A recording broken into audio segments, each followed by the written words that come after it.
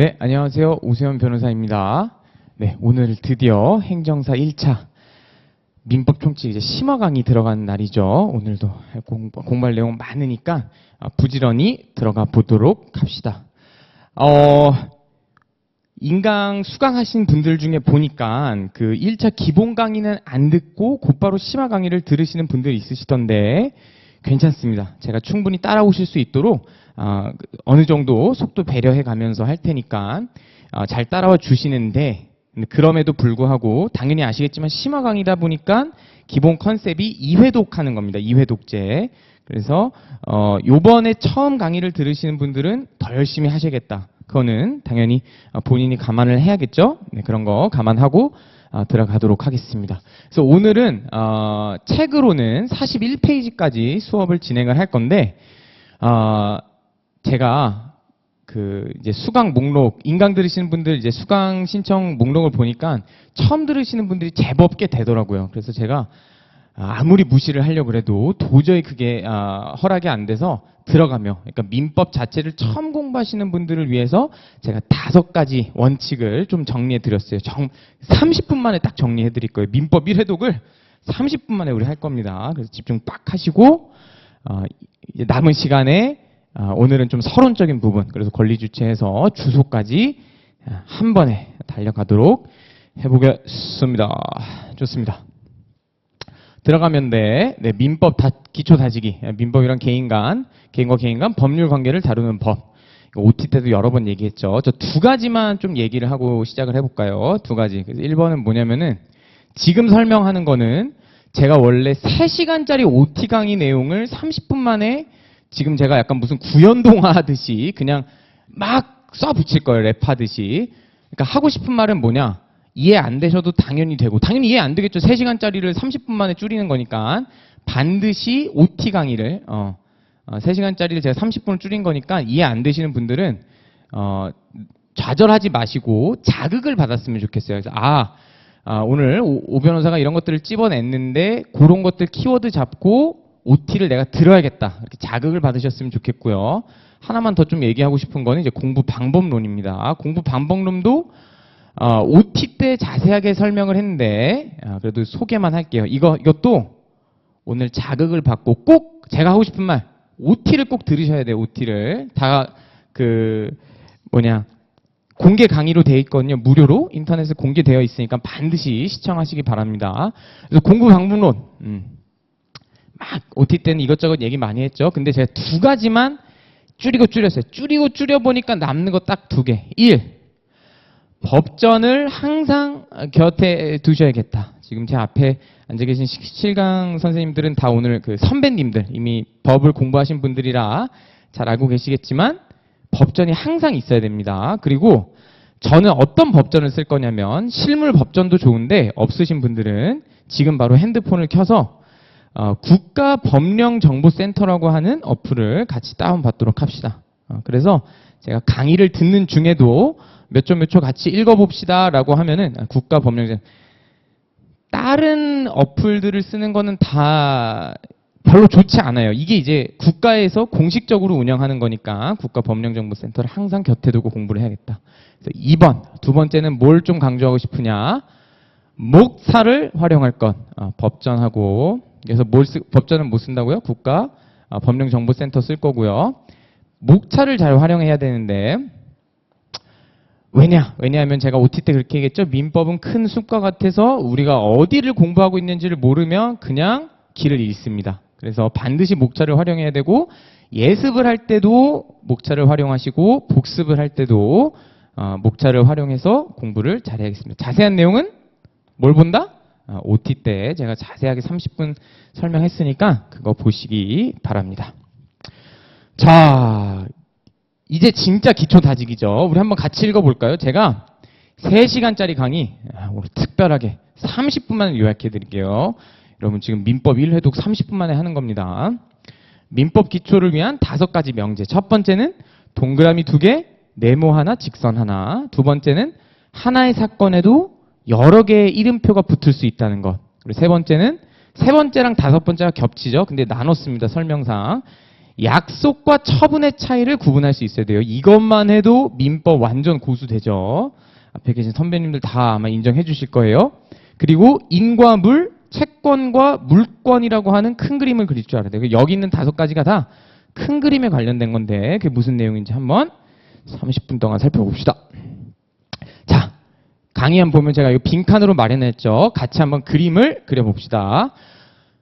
민법 어렵지 않아요. 민법 동그라미 2개랑 네모 하나, 직선 하나, 네모 하나 있으면 다 설명할 수 있어요. 그게 뭔 말이냐?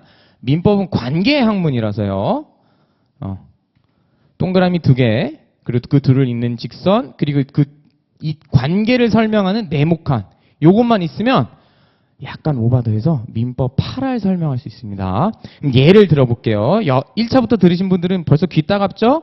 A는 2025년 1월 1일 B로부터 X아파트를 10억 원에 샀다. 라고 하는 사건이 있으면 어떻게 그리면 되죠? A는 B로부터 X아파트를 10억 원에 사는 약속을 하는데 그 약속의 내용을 여기 적으면 되겠죠? 메모하듯이. 뭐 이건 딱 정해진 건 아니고 저는 이렇게 적을 것 같아요. X를 10억 원에 샀다라고 하는 것. 그리고 그 둘의 관계를 잇는 직선. 이런 게 왜 가능하다? 민법은 관계 학문이니까 2가지만 더 필기하고 가겠습니다. 1번. 이 동그라미를 뭐라고도 이따가 부를 거냐면요. 법률 행위할 때는 당사자라고도 부르기도 합니다. 당사자. 그리고 뭐 둘 다 당사자라고 부르는데 한 명을 특정할 때는 한 명이 특정되면 이쪽은 상대방이라고도 불러요. 요거 뭐 간단한 건데 기억해 주시고요. 2번째 주석. 2번째 주석. 오늘 저한테 1강 들은 선배님들은 없어서 질문을 할 수가 없네요. 원래 있었으면 질문했을 텐데, 그쵸? 이 네모칸 뭐로 부르기로 했죠, 우리끼리? 이 네모칸? 바로 목적입니다. 이 네모칸을 목적이라고 불러요. 그래서 이따가 2번째 설명한 내용이랑 연결이 되는데 이게 계약일 때는 계약의 목적, 법률 행위일 때는 법률 행위의 목적, 의사표시일 때는 의사표시의 목적이라고 부르는 거예요. 아하. 그래서 이게 왔다 갔다 해요. 이걸 내용이라고도 부르기도 하고, 그래서 계약의 내용, 계약의 목적, 법률행위의 내용, 법률행위의 목적, 의사표시의 내용, 의사표시의 목적. 그래서 요 네모칸을 목적이라고 부른다는 것. 근데 변호사님, 제가 수업을 듣다 보니까, 판례를 읽다 보니까 목적, 물이라는 표현이 나오던데 얘는 어디 있는 내용이요? 얘는 뭐였죠? 1차부터 들으신 분? 요 네모. 그러니까 A는 2025년 1월 1일 B로부터 X아파트를 10억 원에 샀다라고 하면은 이 X아파트 매매 계약 이거를 계약의 목적 무이라고 해요. 이거 저한테 공부했는데 이제 헷갈리시는 분들은 안 되겠죠. 절대 헷갈리시면 안 됩니다. 목적이랑 목적물 완전히 다른 표현이에요. 절대 헷갈리시면 안 됩니다. 넘어가겠습니다. 하나의 사건에도 여러 개의 이름표를 붙일 수 있다. 제가 계속 똑같은 사례 쓰죠. A는 2025년. 이거 한번 쓸까요? 계속 나오니까. 여러분 저한테 꼼꼼히 배우신 분들은 벌써 아시죠? 이 사례로 제가 어디까지 설명하죠? 2차 강의까지 그대로 이 사례 하나 갖고 설명하죠. A는 2015년 1월 1일 B로부터 X아파트를 10억 원에 샀다라고 하는 이 하나의 사건을 여러 개의 이름표를 붙일 수 있다는 게 결론부터 말하면 어떤 이름표들을 붙일 수 있었다. 마치 인스타그램처럼 결론부터 말하면 의사표시의 합치라는 이름표도 붙일 수 있었고 이 사건이 똑같은 사건인데 각도를 바꿔봤더니 법률행위라는 이름표가 붙기도 하고 법률행위 중에서는 계약이라는 이름표가 붙기도 하고 계약 중에서는 쌍무계약이라는 이름표가 붙고 이 이름표가 전부 다 요거 하나라고요? 네, 이 전부 다. 요 하나가 이 모든 이름표를 갖는다는 그게 재밌는 거예요. 매매라는 이름표도 붙고 무슨 이름표도 붙는다? 채권, 채무, 관계라는 이름표도 붙는다. 오 변호사님 이러한 사실을 왜 알아야 돼요? 왜 알아야 된다 그랬죠? 요런 그림이 그려지기 때문이라 그랬어요. A는 2025년 1월 1일 B로부터 X아파트를 10억 원에 샀다라고 하는 거를 벤다이어름 그림 이렇다는 거죠. 이것도 그냥 검은색으로 할게요. 보기 좋게. 이 사건은 뭐기도 하고 의사표시기도 하고 법률행위이기도 하고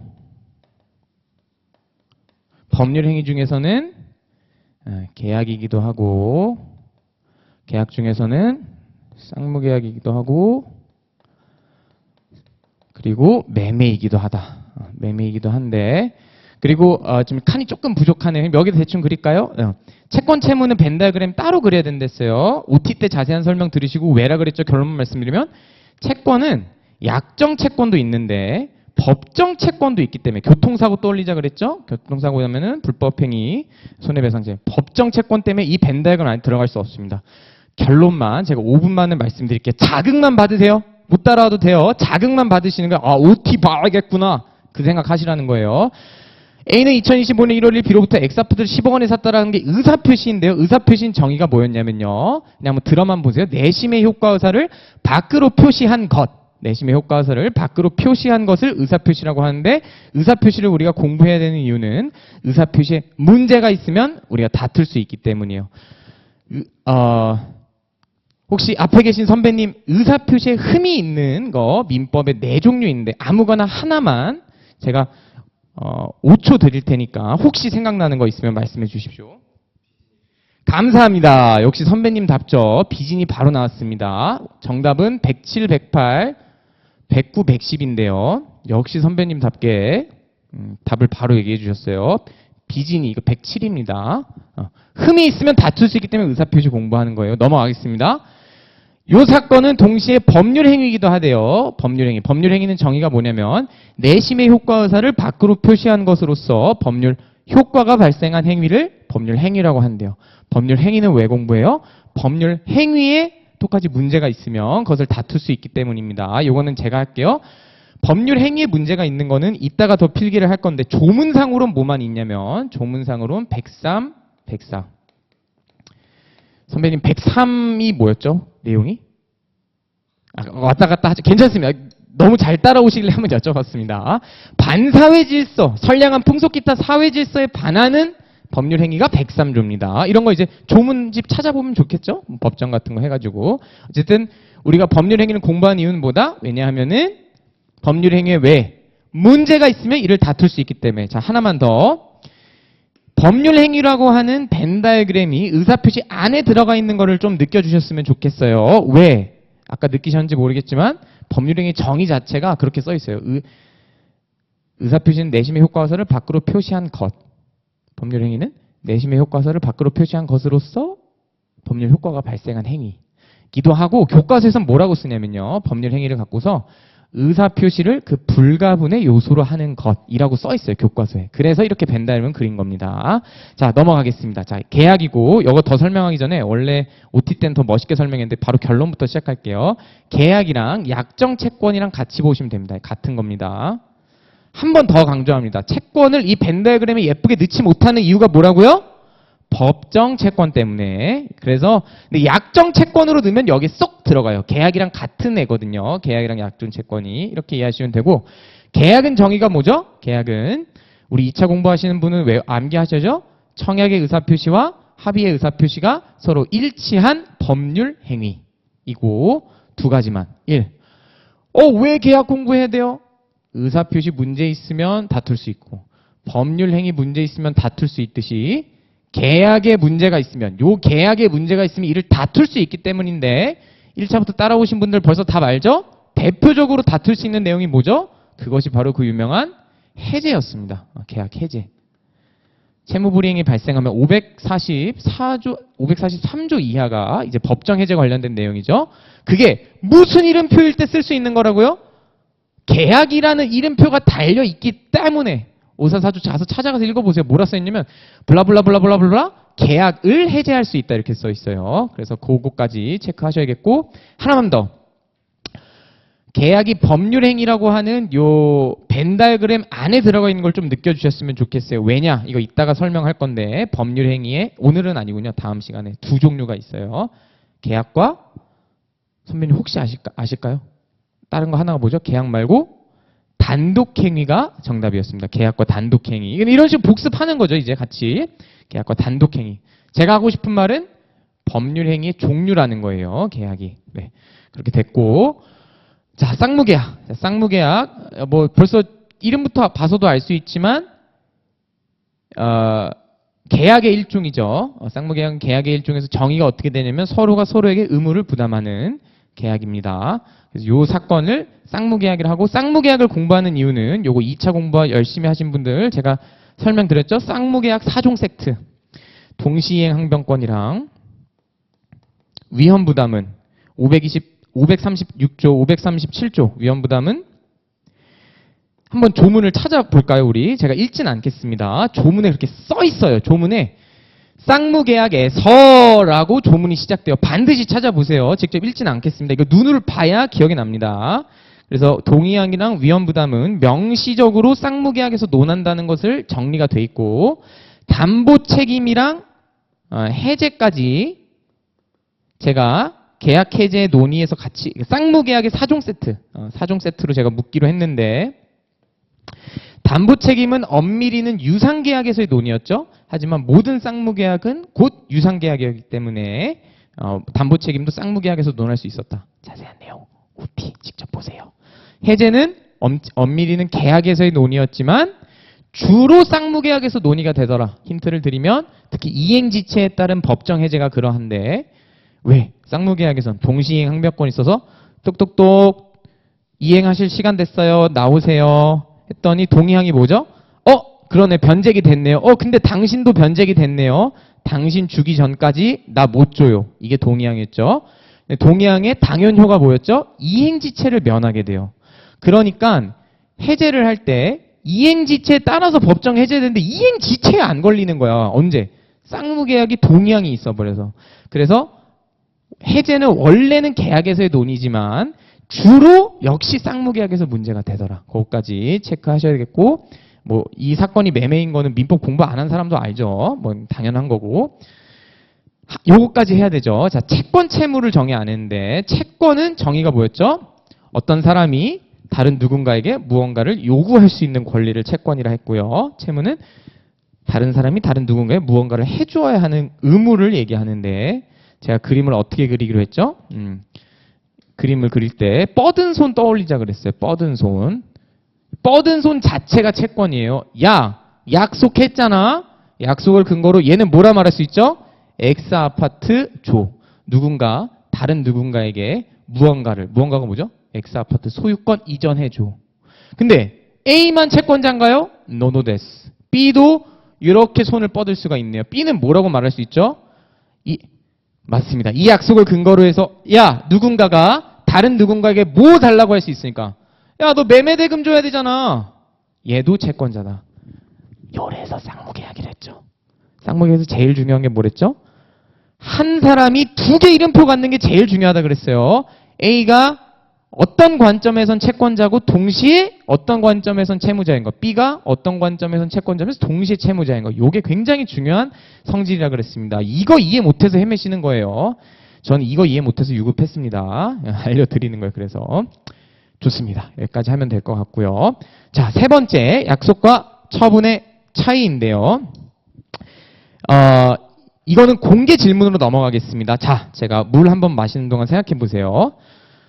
매매인데요. A는, 이 사건 매매죠. A는 2025년 1월 1일 B로부터 X아파트를 10억 원에 샀다. 여기까지. 샀다.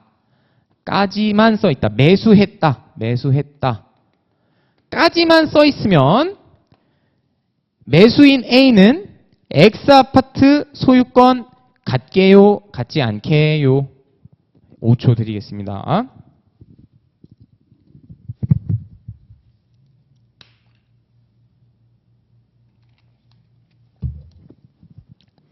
혹시 도전해 보시겠습니까? 그냥 설명할까요?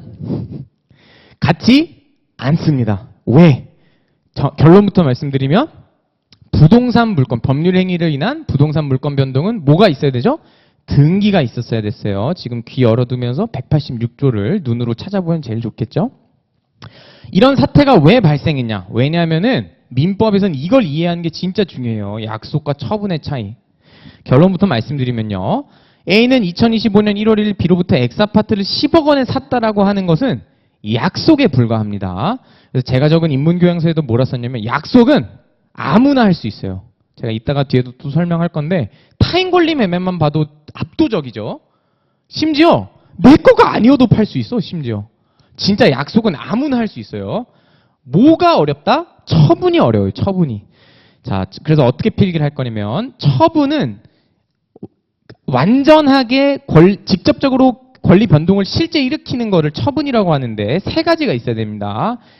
뭐가 있어야 되냐면 정당한 권리자로부터 받아야 되고요. 정당한 권리자로부터 적법한 원인 관계를 통해, 참고로 이 워딩은 제가 만든 건데요. 이거 굉장히 잘 만들었다고 생각합니다. 이거 이렇게 외우면 잘 이해가 돼요. 정당한 권리자로부터 적법한 원인 관계를 통해 이전을 받고, 그 재산권을 이전을 받고 뭐까지 해야 된다? 적절한 공시 절차까지 거쳐야 합니다. 이렇게 세 개가 처분을 이루는 공식이에요. 1차부터 들으신 분들은 지겹죠?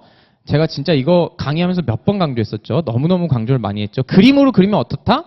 똑같죠. 계속 동그라미 2개, 직선 하나, 네모 하는데, A는 2025년 1월 1일 B로부터 X아파트를 샀는데 이것만으론, 약속만 한 단계에서는 A가 X아파트 소유자다 아니다? 소유자가 아닙니다. 뭐가 필요하다? 1번, 정당한 권리자여야 돼요. 주의, 꼭 소유자일 필요는 없어요. 우리 나중에 대리까지 공부하면 배우죠. 처분 수권이 있으면 돼요. 그래서 포괄적인 의미에서 정당한 권리자라고 한 겁니다. 어쨌든 B가 어찌 됐든 소유자가 제일 편하긴 한데 X아파트를 팔 수 있는 권한이 있어야 돼요. 권리가. 정당한 권리자여야 되고, 2번 뭐가 해야 된다? 적법한 원인 관계. 제가 이거 2차 강의할 때는 뭐에 비유했죠? 다리라고 생각하라 그랬어요. 근데 이 표현을 여러분들이 잘 못 외우시던데, 그래서 좀 큰 글자로 다시 강조합니다. 여러분, 이 다리를 원인이라고 해요. Why? 왜 원인이라 할까요? 생각해 보세요. X아파트가 A한테 넘어가요. C라고 하는 사람이 쫑쫑쫑 돌아다니다가 X아파트 B 소유라고 들었는데 왜 A 등 뒤, 왜 A야? 왜 너 등 뒤에 있는 거야? 그럼 A가 뭐라고 하겠어요? 왜냐하면 내가 2025년 1월 1일 B로부터 X아파트를 샀거든. 그 매매를 뭐라고 해요? 원인으로 해서. 그렇게 말할 것 같지 않아요? C가 야, X아파트 소유권 왜 네 등 뒤에 있어? 왜냐하면 이때 샀거든. 내가 2025년 1월 1일에 샀어. 그래서 이걸 원인으로 해서 내가 갖고 있는 거야. 그래서 원인으로 한다는 거 반드시 기억해야 돼. 이 표현을 알아야 2차 공부할 때 유인론, 무인론, 선배님들을 어디서 한번 다 들어보셨죠? 이런 표현들이 같이 연결이 되는 거예요. 그리고 186조도 같이 읽히는 거죠. 법률 행위를 원인으로 한 부동산 물권 변동. 거기서도 원인이란 표현이 나온다는 거 한번 체크해 보셨으면 좋겠어요. 세 번째, 정당한 권리자로부터 적법한 원인 관계가 있어야 되고, 세 번째가 뭐가 필요하다? 공시 절차가 있어야 돼요. 팻말이 이렇게 걸려서, 이게 그 유명한 그거잖아요. 부동산 등기부. 이거는 민법 공부 안 하신 분들도 떼봤잖아요. 살면서. 그쵸? 임대차 계약할 때도 갑구 울구. 이게 다 이렇게 연결되는 거예요. 이론상으로는.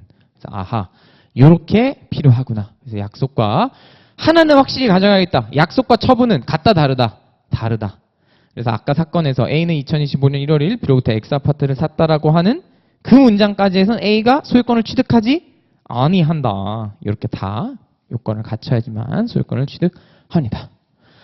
자, 인과물, 채권과 물권. 이것도 굉장히 재밌게 설명할 게 있죠. 하지만 시간상의 제약으로 제가 구연동화 하듯이 그냥 설명할게요. 자, 한번 우리 눈을 감고서 한번 세상을 개괄하는 느낌으로 가봅시다. 그러면 참 민법이 바라보는 세상은 정말 아름다워요. 마치 매트릭스 같은데요. 매트릭스 0과 1, 0과 1인데 민법이 바라보는 이 매트릭스의 0과 1은요.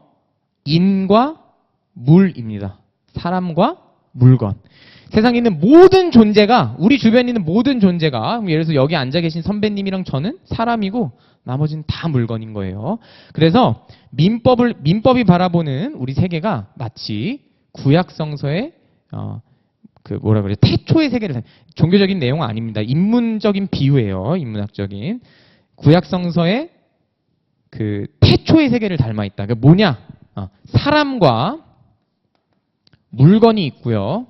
사람과 물건이 있다 보니까 총 두 가지 관계가 발생을 하는데, 사람과 사람 사이가 발생하고요. 관계적으로 사람과 물건 사이의 관계가 발생을 하더라. 그래서 결론부터 말씀드리면 어땠죠? 사람과 물건은 그 구약성서 나중에 관심 있으면 인문적으로 그 창세기 한번 읽어보세요. 재밌습니다. 인문적으로 읽어도 지배하라라고 써 있어요. 사람이 땅을 정복하라, 물건을 지배해라. 그래서 너희가 씨앗을 얻으라 그래요. 너무나 좋은 힌트죠? 사람과 물건은 무슨 관계다? 지배를 하는 관계고요. 사람이 물건을 직접 지배하여 이득을 얻는 권리를 뭐라고 한다? 이게 그 유명한 물권인 거예요. 자, 다시 한번 설명할게요. 물권 되게 쉽죠? 이렇게 생각하니까. 사람이 물건을 직접 지배하여 이익을 얻는 권리가 물권인 거예요. 이것보다 어떻게 더 쉽게 설명하죠? 자, 사람과 사람 관계는 너무나 상식적으로 지배하는 관계가 아니겠죠. 지배가 아니고 키워드가 시키는 거예요. 시키는 것. 이거 아까 했던 거랑 좀 연관이 되는데 맞아요. 아까 전에 했어요. 채권 채무. 채권 정의가 뭐였죠? 손 뻗는 거.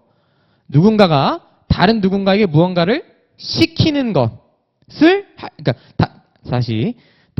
누군가가 다른 누군가에게 무언가를 해달라고 요구할 수 있는 권리를 채권이라고 하고요. 동전의 양면처럼 채권자의 바로 옆에는 채무자가 있죠. 그래서 어떤 사람이 다른 사람에게 무언가를 해주어야 하는 의무를 채무라고 하더라. 그래서 이렇게 그림을 그리면 큰 그림이 싹 잡히는데 여기에서 뭐까지 해야지 그림이 잡히죠? 이 채권과 물권을 묶어서 우리 뭐라고 한다? 재산권이라고 하더라. 재산권. 재산권은 정의가 뭐예요? 재산권은 재산적 가치를 지닌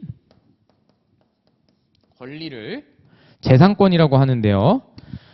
사실은 오늘 돌아가면서 한번 나무 위키가 됐든 위키피디아 쳐보세요. 재산권에 채권, 물권 말고 몇 개가 조금 더 떠요. 무슨 대표적으로 뭐 지식, 뭐 등등등 몇 개가 뜨는데 역시 선배님 너무 좋습니다. 리액션. 우리는 2개밖에 없어요. 여러분, 저 믿으세요. 다른 재산권 나오지도 않고요. 요 2개로 정리를 해야 아름다워요. 우리는 재산권 뭐만 있는 거예요? 재산적 가치를 지닌 권리인데 채권과 물권만 있다고. 그리고 이게 이렇게 연결돼서 그래요. 채권법, 물권법 이러잖아요, 우리가. 그래서 그렇게 기억을 하시면 되겠습니다. 한마디만 더 해볼게요. 잘 따라와 주시니까. 재산권을 공부하면 꼭 얘기해야 되는 게 뭐가 있죠? 이거는 심화주석으로. 약속도 약속인데 약속은 가로치고 약속화. 처분. 아까 전 방금 직전에 했던 거 있잖아요. 처분의 대상이 되는 것은 필기가 되는 것은 재산이 아니라 뭐다? 재산권이에요. 이게 약간 소름이 돋아주시면 좋아요. 굉장히 이 퍼즐이 맞춰지면은 갑자기 너무나 많은 게 재밌어져요. 2가지만 조금 더 추가로 달아볼게요. 186조 전 찾진 않겠습니다. 꼭 찾아보세요. 지금 펼쳐서. 186조 제목이 이거는 한번 질문해볼까요? 선생님 186조 제목만 읽어주시겠습니까? 186조 제목만. 부동산 물권 변동의 효력이에요. 아하, 제가 하고 싶은 말보다 부동산 변동의 효력이 아니라는 거예요. 하고 싶은 말이 뭐냐면요. A는 2025년 1월 1일 B로부터 X아파트를 샀다라고 하면 법적으로는 뭐를 사는 거예요? X아파트를 사는 게 아니에요. 법적으로는 X아파트의 물권, 그 중에서도 요거 설명 하나 해야 되네요. 일단은 끝까지 들어보세요. 소유권이 물권의 대표적인 예거든요. X아파트의 소유권이 약속의 대상이 되는 것이고 처분의 대상도 뭐다? X아파트 자체가 아니라 X아파트의 물권인 소유권을 사는 거예요. 이게 소름이 싹싹 돋죠. 굉장히 중요한 내용입니다. 이게 큰 퍼즐 맞출 때. 그래서 뭔가 한마디 더 하고 싶었는데 뭐였을까요? 처음에 대상에는 재산권. 그리고 이렇게 이해를 하면은 그 그림도 그려져서 좋죠. 처분이 여러 가지 종류가 있는데 우리는 처분 뭐로만 이해하자 그랬죠? OT 때 양도 처분이 제일 중요해요. 양도 처분. 재산권의 이전, 양도 처분, 양도 다 같은 말이에요. 양도 처분, 재산권이 다 같은 말인데 이렇게 하면은 이제 그림이 완성이 되는 거예요. 처분의 대상이 재산권이니까 채권을 양도하면 뭐라고 부르게 해요? 채권. 이게 채권 양도가 되는 거예요. 왜? 채권 자체가 사람이 사람한테 뭔가를 시킬 수 있는 권리 자체가 처분의 대상이 될 수 있으니까. 자, 물건인데 물건이 이건 그냥 한번 들어보세요. 물건에 두 종류가 있거든요. 부동산하고 동산 이렇게 두 가지가 있죠. 그러니까 종류가 둘로 나눠요. 부동산 물건하고 동산 물건 이렇게 둘로 나뉘고. 아하, 그러니까 우리 처분 다 정리한 거예요. 지금 세 종류.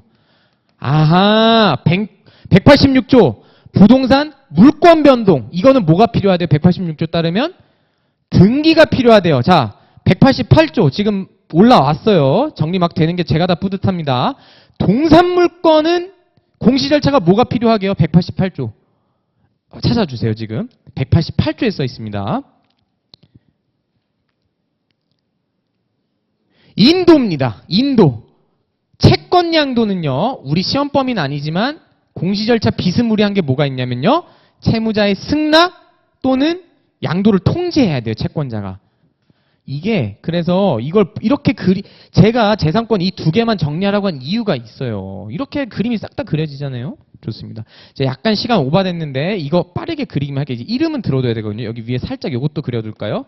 물건은 8종류가 있어요. 이름은 들어두셔야 됩니다. 관심 있으신 분들은 오늘 위키피디아 찾아보시고. 자, 가장 완벽한 형태의 소유권이 있고요. 용익물권이라고 해가지고 물건을 지배하는 거잖아요. 뭘 지배하느냐? 사용이익을 지배하는 어떤 물건이 있는데 이름은 들어두셔야 됩니다. 지역권, 지상권, 마지막 전세권이 있습니다. 그리고 요번에는 사람이 물건을 지배하는데 사용이익이 아니라 담보가치. 이거를 팔아서 현금화해서 뭔가 만족을 누릴 수 있는 걸 담보가치라고 하거든요. 그거는 뭐가 세 가지가 있죠? 유치권, 질권, 마지막 감사합니다. 역시 선배님 다 오십니다. 이렇게가 6개가 되고 이걸 제한물권이라고 하고요. 점유권은 여기 들어갑니다. 선생님 왜 점유권 여기 들어가 있죠? 제가 많이 설명해 드리고 싶은데 결론만 말씀드릴게요. 원래 재밌죠. 이거 원래는 저랑 같이 공부하면 점유권 제한물권이라고 말하면 맴매 맞아야죠. 이거 틀린 내용이죠. 여러분이 오늘 복습할 때 봐보세요. 지역권, 지상권, 전세권, 유치권, 질권, 저당권은 조문을 펴보면 다 어떤 문법으로 어떤 문장으로 구사되어 있다 그랬죠?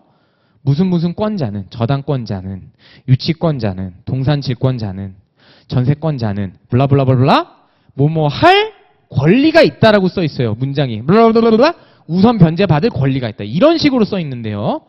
점유권은요. 지금 잠깐 조문이 헷갈리는데 198조 맞죠? 어떻게 써 있냐면요. 점유권은 어떻게 써 있냐면 물건을 사실상 지배하는 자는 점유권이 있다라 써 있어요. 8가지 종류 중에 유일하게 그 문법을 구사하지 않아요. 뭐뭐 할 권리가 있다. 왜? 점유권은요. 어려운 개념입니다. 하는 상태예요. 현 상태. 점유권은 할 권리가 아니고요. 얘네들은 다 할 권리거든요. 얘는 다 할 권리인데 얘는 점유를 하고 있는 그 지배를 하고 있는 그 상태를 의미합니다. 더 설명드리고 싶은데 시간이 없으니까 나중에 혹시 관심 있으신 분 저 베스트셀러 책 알죠? 읽으면 설명 다 되어 있어요. 읽어보시고 요거 근데 이름은 들어두셔야 된다. 이름은 들어두셔야 되고 자 이제 약속과 처분의 차이. 아이고야 1교시가 이것만 하다가 끝나겠네요. 빨리 힘내보겠습니다. 자 잠깐 목 축이면서 선생님 한번 복습하시죠.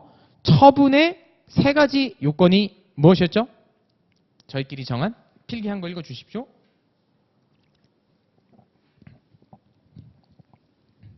누구로부터 받아야 되고 정당한 권리자로부터 받아야 되고 적법한 원인, 다리가 튼튼해야 되고 적절한 공시 절차가 있습니다. 인강 들으시는 분들도 따라왔죠. 제가 사례 2개만 해볼게요. 요번 약속과 처분 여기서는 어떤 단어들을 배울 거냐면요. 제3자, 선의 악의, 그리고 소급표 같은 단어들을 제가 소개를 해보려고 합니다.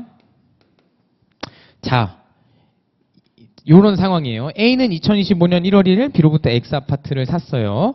그렇게 하고 3일 뒤에 소유권 이전, 돈 다 내고 소유권 이전 등기까지 받았어요. 오케이. A 취득한 것 같아요. 취득하고서 또 한 달 뒤에 A가 요번에는 웃돈을 얹어서 투자를 굉장히 잘하네요. A는 2025년 2월 1일에 C에게 X 아파트를 11억 원에 팔았습니다. 죄송합니다. 역시 이번에도 3일 만에 C가 돈 다 냈고 소유권 이전 등기까지 받았어요. 자, 이런 그림이죠. A는 2025년 1월 1일 X 아파트를 10억 원에 받았고 소유권 이전 등기까지 잘 했대요. 그래서 A가 기쁜 마음으로 이번에는 C한테 또 팔았어요. 언제? 2025년 2월 1일 똑같은 X 아파트를 이번엔 11억 원에 웃돈 얹어서 투자를 잘 했네요. 자, 그런데 어떤 사태가 발생했냐면요. 갑자기 D라고 하는 사람이 불쑥 나타나더니 이렇게 얘기하는 거예요. C. 그리고 여러분 죄송합니다. 이거 X 토지로 하겠습니다. X 아파트 하면 조금 불가한 건 아닌데 개연성이 좀 떨어져서 토지가 개연성이 높습니다. D가 갑자기 나타나서 야, X 토지 내 거야. B가 마음대로 팔았어. 이거를 여러분 제가 강의 때 뭐라 설명했죠? B를 국가를 떠올리시면 굉장히 실제 판례 사안이 국가죠. 왜? 특히 전쟁 막 끝나고서 국가가 토지를 정리하면서 이게 막 이제 예쁘게 자르면서 이거 소유권자 없는 땅이네. 국유로 해야겠다. 이렇게 정리를 한 게 있단 말이에요. 근데 알고 보니까 이 X 토지가 C 소유였던 거예요. 죄송해요. D 소유였던 거예요. 실제로. 그래서 요즘은 없는데 옛날에 그런 거 돌아다니보면 보였었어요. 뭐였죠? 잃어버린 땅 찾아드립니다. 그런 거 있잖아요. 이거예요. 이거. 잃어버린 땅 찾아드립니다. 그래서 어떻게 됐다? 어쨌든 D가 나타난 거예요. 근데 국가가 A한테 팔아서 소유권 이전 등기 넘겨주고 C한테도 넘겼어요. 근데 갑자기 나타나서 했어요. 자, 어떤 상황이 발생했죠? 처분이 유효하려면 세 가지 요건이 필요하댔어요. 정당한 권리자로부터 적법한 원인 관계가 있어야 되고 적절한 공시 절차가 있어야 된대요. 근데 X 토지가 알고 보니까 D 소유래요. 자, 공기 질문입니다. 1, 2, 3번 요건 중에 뭐가 빵꾸가 나게 생겼죠, 지금? 1번 요건이 빵꾸가 나버렸어요. 결론. A. 취득할 수 있다, 없다? 취득할 수 없어요. 1, 2, 3 다 있어야 되는데 요건이 상식적으로도 말이 안 되잖아요. 정당한 권리가 없는 사람이 왜 A한테 줘요? 큰일 날 일이죠. 그래서 교과서에서는 뭐라 표현하냐면 A는 단 한 번도 X 토지를 소유한 적이 없게 되는 격이 되는 겁니다. 자, 그럼 이번에 또 C를 볼게요. A, C도 또 하나의 처분이죠. A랑 C도 또 하나의 처분인데 이것도 똑같이 요건이 필요하겠죠. 정당한 권리자로부터 적법한 원인 관계를 가져서 적절한 공시 절차를 거쳐야 되는데 D 소유라서 국가인 B가 정당한 권리자가 아니어서 얘가 못 갖게 되면 요번에도 1, 2, 3 중에 어떤 요건이 빵꾸가 난다? 1번이 빵꾸가 나고 그래서 결론 C가 X 토지 가질 수 있다 없다? 가질 수 없다입니다. 요게 그래서 D한테 가져가야 되고 이게 2차 때는 조금 더 자세하게 설명하는 타인권리 매매랑 곧바로 연결이 돼야 되죠. 담보 책임에서. 이거는 단어는 들어만 두세요. 처음 오늘 공부하시는 분들은. 자, 근데 요거랑 이제 비교를 하나 하셔야 돼요. 굉장히 비슷해 보여요. A는 2025년 1월 1일 B로부터 X 토지를 10억 원에 샀습니다. 3일 만에 돈 다 냈고 등기까지 받았어요. 그렇게 하고 또 똑같아요. 한 달 뒤에 A는 웃돈 얹어서 2025년 2월 1일 X 토지를 C에게 팔고 C도 3일 만에 돈 다 내고 등기까지 했어요. 여기까지는 똑같습니다. 여기까지는 똑같은데 이런 상황이 발생했어요. 갑자기 B가 6개월 뒤에 여기까지는 다 똑같은 겁니다. 더 안 그려도 되죠? 똑같은데 B가 이렇게 얘기하는 거예요. 나요. 이 의사표시 아까 앞에 했던 거 연결해야 돼요. A는 2025년 1월 1일 B로부터 X아파트를 샀다라는 사건이 동시에 의사표시이기도 하다 그랬죠. B가 이렇게 얘기하는 거예요. 이 의사표시 나 취소할게요. 왜? 알고 보니까 A가 동네에서 유명한 조폭이었어요. 이게 웃는 게 아니에요. 낄낄낄 대고 있는 거죠 지금. 유명한 조폭이어서 A를 협박한 거예요. 야, 너 X토지 10억 원에 안 팔면 너랑 너의 가족 해칠 거야. 그래서 B가 X 토지의 소유권을 넘기고 싶지 않았는데 어쩔 수 없이 소유권을 이 약속을 맺은 거예요. 이게 근거 조문이 몇 조죠? 제가 5초 드려볼게요. 100 맞습니다. 나올 것 같아서 물어봤죠. 사기 강박까지 맞췄는데 조문 맞춰주세요. 107, 108, 109, 110 중에 감사합니다. 110조. 첫 번째 문장에 써있죠. 사기 또는 강박에 의한 의사표시는 취소할 수 있다라고 나와있어요. 그거를 얘가 들고 온 거예요. 나 취소할래. 취소할래. 자, 여러분. 자, 똑같습니다. 색깔 좀 바꿔서. 자, B가 110조에 근거해서 사기 또는 강박에 의한 의사표시라는 이유로 이 의사표시를 취소하면 1, 2, 3번 요건 중에서 어디에 빵꾸가 나는 셈이에요? 2번에 빵꾸가 나는 거예요. 왜? 여기가 튼튼해야 되거든요. X 아파트의 소유권이 B 등기에서 A 등기로 넘어가려면 요게 튼튼해야 되는데 취소를 하면은 이게 무너져 내려요. 자, 근데 그러면 논리적으로 이렇게 물어봐야 돼요. 네, 선생님. 다리가 무너져도 A 등기에 한번 넘어갔으면 상관없잖아요. 맞아요. 좋은 질문이에요. 근데 우리는 어떤 재밌는 제도가 있냐면요. 이거 나중에 취소할 때 공부하죠. 취소에는 뭐가 있다? 소급표라는 게 있어요. 취소에는 소급표. 왜냐면 이게 우리가 상식적으로 제가 다리 비유를 들면 이런 질문이 나오더라고요. 아니 넘어가면 다리 무너졌으면 오히려 못 돌아오고 좋네. 그렇죠? 근데 그거는 현실 상황이고 우리 실제 취소에는 뭐가 있냐? 소급. 제가 한자를 쓰지 못하겠네요. 죄송해요. 근데 읽을 줄 압니다. 소가 뭐냐면은 거스르다라는 소예요. 한자를 한번 찾아보세요. 인터넷에서. 급은 미칠급. 거슬러 올라가서 효과를 미친다는 거예요. 언제부터? 취소를 하면은 이게 맺어질 때부터. 처음까지 거슬러 올라가서 단 한 번도 얘가 없었던 것처럼 생긴대요. 그런 걸 소급표라고 합니다. 이 단어 꼭 기억해야 돼요. 제가 이거 단어 하려고 한다 했죠? 그래서 얘가 없어졌다. 그래서 A 등기에 있었던 X 아파트의 소유권이 정당화되지 않는다는 거죠. 원인이 사라졌으니까 그래서 B한테 돌아가야겠다. 자, 여기까지가 원칙 하나 했어요. 자, 이제 제3자 선의 악의를 공부를 하면 되겠죠. 자, 잠깐만 분위기를 바꿔서 제3자를 좀 정의해 볼게요. 제3자. 여러 가지 정의를 제가 고민해 봤는데요. 제일 쉽게 알려드릴 수 있는 거는 제3자를 이렇게 외우면 돼요. 당사자가 아닌 사람. 당사자는 뭐였죠? 아까 동그라미가 당사자예요. 그 당사자. 근데 그렇게 말하면은 제3자도 동그라미인데? 맞아요. 일단 제3자는 당사자가 아닌 사람. 당사자는 누구다? 여기서 말하는 당사자는 어떻게 정의할 거냐면 이건 학술적 정의는 아닌데 수험적으로 이렇게 이해해 보세요. 내부 사정에 직접적으로 얽히고 설킨 사람을 당사자라고 하겠습니다. 이제부터 내부 사정에 직접적으로 얽히고 설킨 사람을 당사자라고 하고요. 제3자는 뭐라고 한다고요? 당사자가 아닌 사람. 근데 이제 공부 많이 한 선배님이 물어보시죠. 아닌데. 제3자 그거 말고 막 거기에다가 등기랑 인도까지 해서 완전한 권리 취득하고 새로운 이해관계. 맞아요. 이렇게 이해하시면 되죠. 지금 제가 한 건 넓은 의미의 제3자. 넓은 의미 제3자를 지금 제가 정의한 거고 좁은 의미의 제3자는 또 따로 있어요. 좁은 의미 제3자가 넓은 의미랑 모순되는 건 아니죠.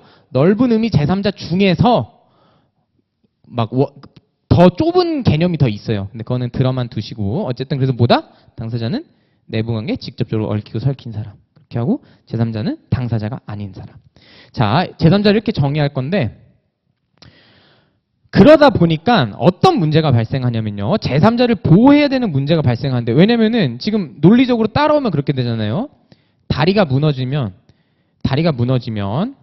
요번에도 또 이쪽 처분 관계가 문제되는데 A가 C한테 줄 때도 정당한 권리자로부터 적법한 원인 관계를 거쳐서 적절한 공시 절차가 있었는데 요 다리가 무너지면 또 얘게 없어지잖아요. 이게. 얘를 보호해줘야 되는 문제가 발생한다는 거예요. 근데 요 타인권리 매매랑은 또 다르게 타인권리 매매랑은 근데 설명하고 싶은 게 너무 많아서 질문이 들어와서 그렇죠. 잘 보세요. 굉장히 달라요. 얘는 뭐가 X 쳐졌죠? 1이 X 쳐졌어요. 1, 2, 3 중에 1이 X칠 때는 얘를 보호할 필요가 없다는 거예요. 이때는 교과서에서 뭐라 표현하면 진정한 소유자를 보호해줘야 된대요. 초록색 펜 보세요. 1, 2, 3 중에 뭐가 무너졌어요? 2가 무너졌어요. 다리가. 이럴 때 제3자 보호가 문제가 돼요. 보통. 그래서 제3자가 보호가 되는데 아까 그래서 제3자는 내부 사정에 직접적으로 얽히고 설킨 사람이 아닌 사람이잖아요. 그래서 선의 또는 악이라는 개념을 알아야 되는데 선배님 좀 도와주세요. 선의와 악의 정의가 무엇이죠? 선의란?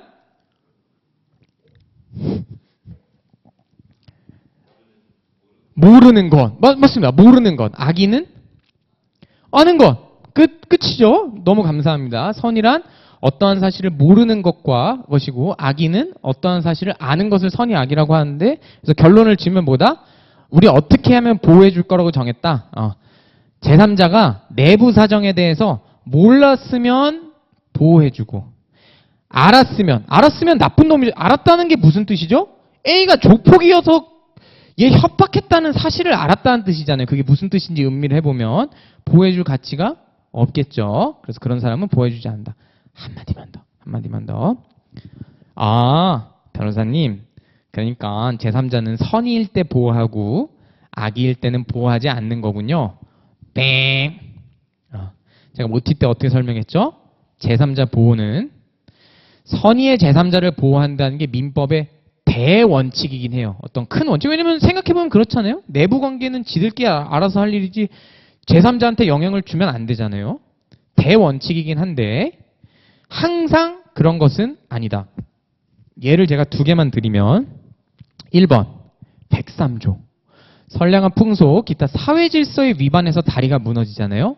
제3자 선이어도 보호하지 않습니다. 선악 불문 보호하지 않아요. 왜? 그때는 이 다리가 무너진 게 너무너무 아프기 때문에 그래요. 그게 무슨 뜻인지 나중에 공부해 봅시다.